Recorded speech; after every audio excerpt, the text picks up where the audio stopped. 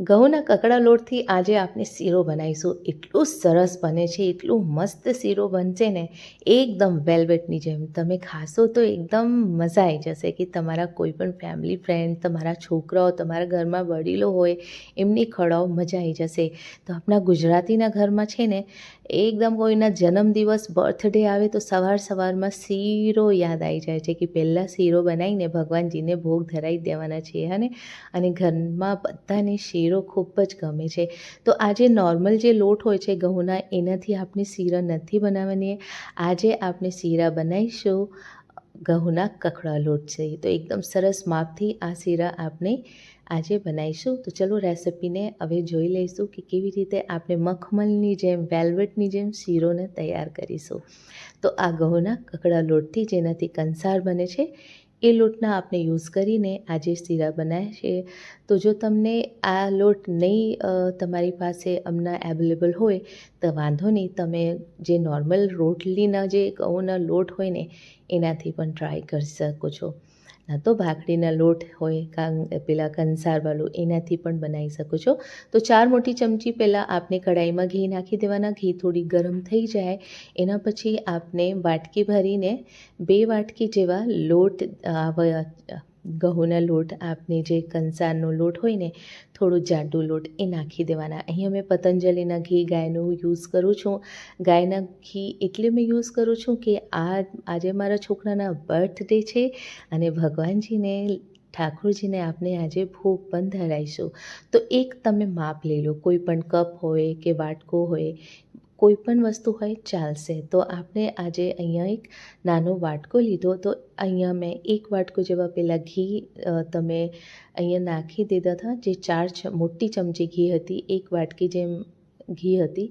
2 વાટકી અહીંયા ઘઉંના કકડા લોટ છે, થોડું જાડું લોટ છે, અને ડ્રાયફ્રૂટ્સ જે પણ તમને ગમતું હોય એ ડ્રાયફ્રૂટ્સ તમે લઈ શકો છો અને તમારા મનપસંદ આકારમાં એને સમારી લો. જે પણ તમને ગમતું હોય, જેવી રીતે નાના કે મોટા તમે સમારી શકો છો. તો મેં એમને બિલકુલ રફલી અહીંયા ચોપ કરી દીધું છે.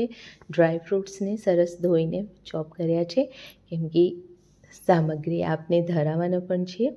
અહીંયા લોટને બિલકુલ સ્લો ફ્લેમ પર, આંચને બિલકુલ સ્લો કમ પર કરીને ગેસને અને ભૂનવાના છે. લોટમાં સરસ ખુશ્બુ આવવા માંડે ને, સુગંધી સરસ આવે ને પછી આપણે પાણી તો અહીંયા નાખી દેવાના. આ ઘઉંના જાડો લોટ છે એટલે આપણે 2 વાટકા અહીંયા જાડો લોટ લીધો એટલે 5થી 6 વાટકા એ જ વાટકાથી આપણે પાણી નાખીશું ને, એટલે સરસ શીરો બનીને એકદમ વેલ્વેટની જેમ તૈયાર થઈ જશે. તો હું વારવાર વેલ્વેટની જેમ કહું છું, ખરેખર આ બહુ ખૂબ જ સરસ શીરો છે કે મોંમાં જતા ને ઘૂલી જશે, ખબર જ નહીં પડશે કે ક્યાં શીરો જ જતો રહ્યો. અને એકદમ સરસ, ખૂબ જ મસ્ત એનું ટેસ્ટ હોય છે. તો અહીંયા તમે જોઈ શકો છો 5થી 6 વાટકા જેવો આપણે પાણીના યુઝ કરી લીધો અહીંયા, બરાબર છે. હવે થોડીક વારમાં જે લોટ છે એ પાણીને એબ્ઝોર્બ કરી લેશે. અહીંયા ઘઉંનો જાડો લોટ છે એટલે પાણી થોડુંક વધારે જશે. હવે ચલો, આ શીરા આપણે બિલકુલ હેલ્ધી વેથી બનાવવાના છીએ એટલે આપણે અહીંયા ગૂળ નાખ્યા. 1 વાટકી જેવા આપણે ગૂળના અહીંયા ઉપયોગ કરવાના છીએ, હને. તો તમારે એક વખત ફરીથી મેં તમને કહી દઉં, 1 વાટકા મેં ઘી લીધું, સેમ વાટકાથી 2 વાટકા જેવા આપણે અહીંયા લીધું લોટ, અને પછી ગોળ 1 વાટકો. તો તમને થોડુંક વધારે મીઠું ગમતું હોય તો થોડુંક વધારે, થોડું ગોળને, કે તમે શક્કર નાખો હોય તો પછી ખાંડ પણ નાખી શકો છો. અને અહીં ગૂળ નાખવો હોય તો ગૂળ તો થોડું વધારે કે ઓછું તમે તમારા હિસાબથી કરી શકો છો, તમારા ટેસ્ટ પ્રમાણે, હને. અહીંયા મેં 3 નાની ઇલાયચી લીધી અને ઇલાયચીના કવર હટાવીને, છોડીને એને સરસ આપણે વાટી લેવાના છીએ અને પાવડર સરસ એને તૈયાર કરીને છેલ્લે જ્યારે શીરા બનવામાં આવી જશે ને ત્યારે નાખવાના.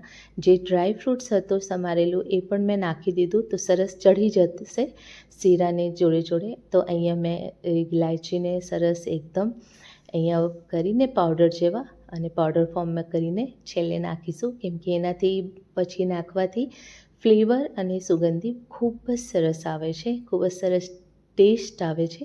તો તો કોઈ પણ સ્વીટ હોય તો એમાં ઇલાયચી જે છે ને એ છેલ્લે થોડું નાખવામાં સરસ થાય છે. અત્યારે આપણા કામ બાકી છે શીરોમાં, તો શીરો અહીંયા આખો રેડી નહીં થયો, અને હા 15 મિનિટની અંદર આ શીરો બનીને રેડી થઈ જશે. તો ચલો હવે આપણે શું કરીશું કે છેલ્લે હવે એ સેમ વાટકીથી આપણે એક વાટકીથી થોડાક ઓછું પોણા વાટકા જેવા આપણે ઘી હવે નાખીશું. એ કરવાની બહુ જ જરૂરી છે. એનાથી એકદમ પોલિશ જેવા થઈ જાય છે આપણો શીરો. જે તમારા ઘરમાં ગેસ્ટ આવતા હોય ને તો એને આવી રીતે શીરો બનાવીને જરૂરથી તમે સર્વ કરો. એ ખૂબ જ ખુશ થઈ જશે અને તમને ખૂબ જ તારીફ મળશે. તમારા છોકરાઓને આ શીરા ખૂબ ગમશે, ઘરમાં વડીલ હોય તો પણ એમને ગમશે. અને આ શીરા ઉપર તમને થોડુંક દૂધ નાખીને અને 2 વર્ષથી નાના છોકરાને પણ ખવડાવી શકો છો. તો એના થોડા લોંગ ટાઈમ સુધી પેટ એકદમ મસ્ત ફૂલ થઈ જશે અને એની ટમી બિલકુલ એને ભૂખ નહીં લાગે થોડીક વાર. અને છોકરાના હડ્ડી બોન્સ બહુ મજબૂત થાય છે. આવી રીતે તમે એમને શીરા કરીને થોડું દૂધ નાખીને ઢીલો કરીને ખવડાવજો. તો છોકરાઓ માટે ખૂબ જ સારું. તમે જોઈ શકો છો કે આપણે જે ઘી નાખ્યા એનાથી કઢાઈમાંથી બિલકુલ શીરો આપણે જુદો પડી ગયો છે. તો અહીંયા આપણે શીરો રેડી છે સર્વ કરવા માટે रेडी हो गई बात जरूर आ सीरा करी ट्राई करजो. बहुत अच्छा लगी खाए में, एकदम खुश हो जाएंगे. तो मैंने सपोर्ट करजो, चैनल ने सब्सक्राइब करजो, बेल बटन ने जरूर के आटा के हलवा जरूर से ट्राई करना. અને તમારા ફેમિલી ફ્રેન્ડ્સ में जरूर શેર करजो. तब तक रवा सबनी के जरूर से अपन ख्याल रखो. नमस्कार. छोड़ के बहुत सारा ढेर सारा प्यार.